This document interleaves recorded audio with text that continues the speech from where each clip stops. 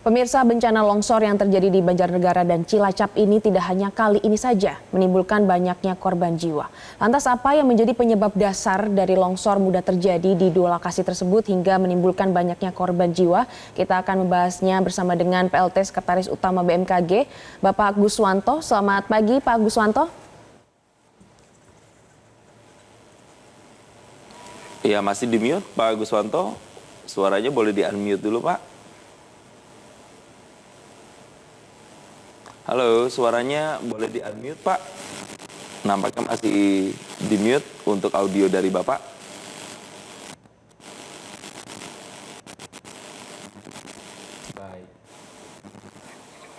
Baik, kami sembari memperbaiki komunikasi kami dengan Pak Guswanto, kita tahu bahwa memang bencana tanah longsor ini terjadi, pemirsa, di Cilacap, yang mana korbannya sampai dengan saat ini itu masih dicari begitu ya. Proses evakuasi juga dilakukan menggunakan alat berat juga. Kita coba lagi, Pak Guswanto, selamat pagi. Sudah tersambungkan bersama kami? Halo. Oke, sudah tersambung. Terima kasih Pak Guswanto. Jadi kalau kita membahas ini bencana longsor yang terjadi di Banjarnegara dan juga Cilacap, bahkan di Banjarnegara itu sudah pernah terjadi di 2014, ada ratusan korban di sana. Apa yang menyebabkan ini tanahnya di sana tuh mudah sekali untuk longsor, Pak? Apakah semata-mata karena intensitas curah hujan yang tinggi atau ada faktor lain, Pak Guswanto? Ya, baik Jason. Jadi kalau kita lihat memang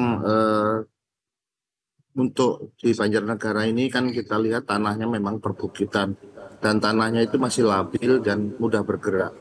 Nah, ini kita lihat di wilayah Situpung, Panen Arum ini juga seperti itu, tanahnya mudah rapuh. Tapi kita perlu melihat lebih jauh ya, Jason, bahwa curah hujan yang saat ini terjadi di wilayah sana itu adalah curah hujan yang masih tinggi, kategorinya lebat hingga sangat lebat bahkan ekstrim. Namun kita melihat juga bahwa ada faktor penentu yaitu antecedent rainfall. Artinya indeks ini adalah digunakan curah hujan yang terakumulasi, itu bisa menyebabkan longsor yang lebih jauh. Nah, memang dari faktor pemicunya itu adalah curah hujan yang tinggi mempercepat jenuh air di lapisan tanah sehingga tebing mudah runtuh. Kira-kira itu. Ya, selain itu yang ingin kami ketahui, apakah juga banyaknya pemukiman di daerah atau di lokasi seperti di Cilacap dan juga di Banjarnegara ini menjadi faktor yang mendorong bencana longsor ini terjadi?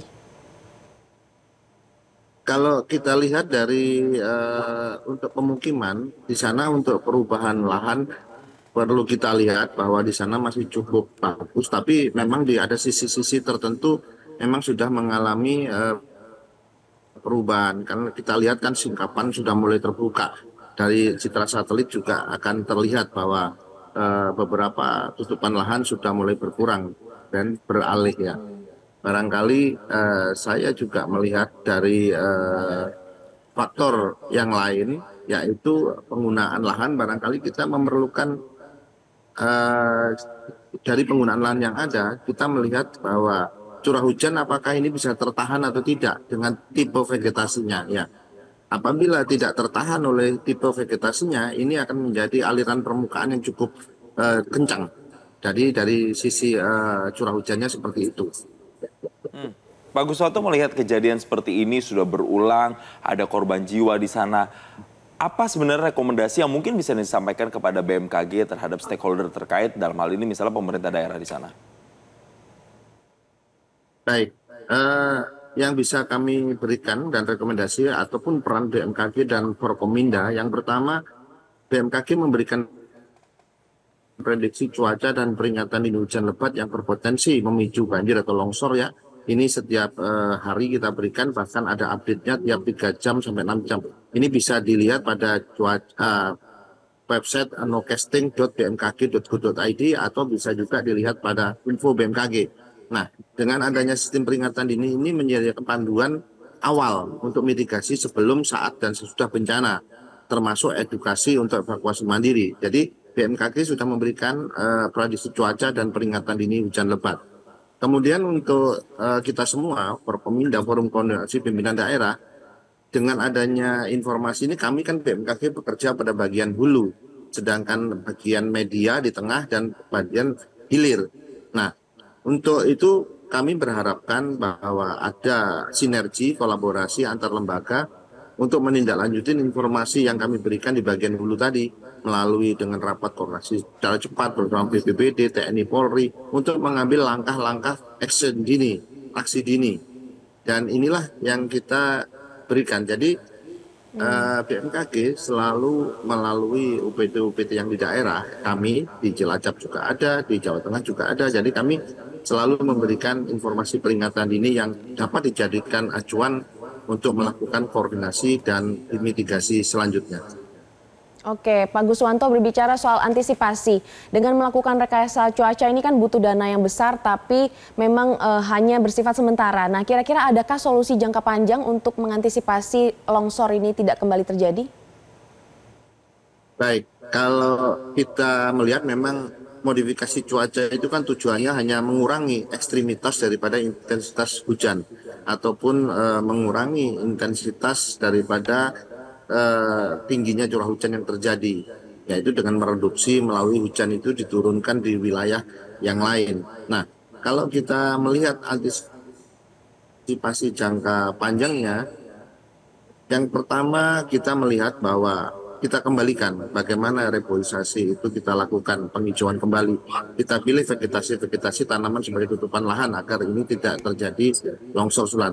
Kemudian berikan untuk evakuasi ya, artinya masyarakat peruntukan tata ruang itu barangkali bisa dipertegas kembali bahwa ini peruntukannya memang tidak untuk pemukiman sehingga apabila terjadi longsor tidak akan mendapatkan korban yang lebih jauh. Jadi sekali lagi lingkungan itu perlu kita jaga dan kita perhatikan adalah kondisi fisik di lapangan. Kontur daripada ketinggian itu akan bersatu padu apabila ada hujan sebagai trigger, ini akan menjadi bencana hidrometeorologi yang lebih dahsyat. Jadi sekali lagi kami mengharap adanya sinergitas dan SOP di masing-masing unit dilakukan secara baik. Itu. Ada beberapa hal yang harus diperhatikan mulai dari kontur wilayahnya sampai dengan penggunaan lahan di sana. Jadi itu yang harus diantisipasi kemudian ketika ada hujan dengan intensitas sedang sampai dengan lebat begitu agar tidak terjadi bencana tanah longsor dan juga jadi kunci adalah peringatan dininya. Terima kasih PLT Sekretaris Utama BMKG Guswanto telah bergabung bersama kami di Selamat Pagi Indonesia. Jelajahi cara baru mendapatkan informasi. Download Metro TV Extend sekarang.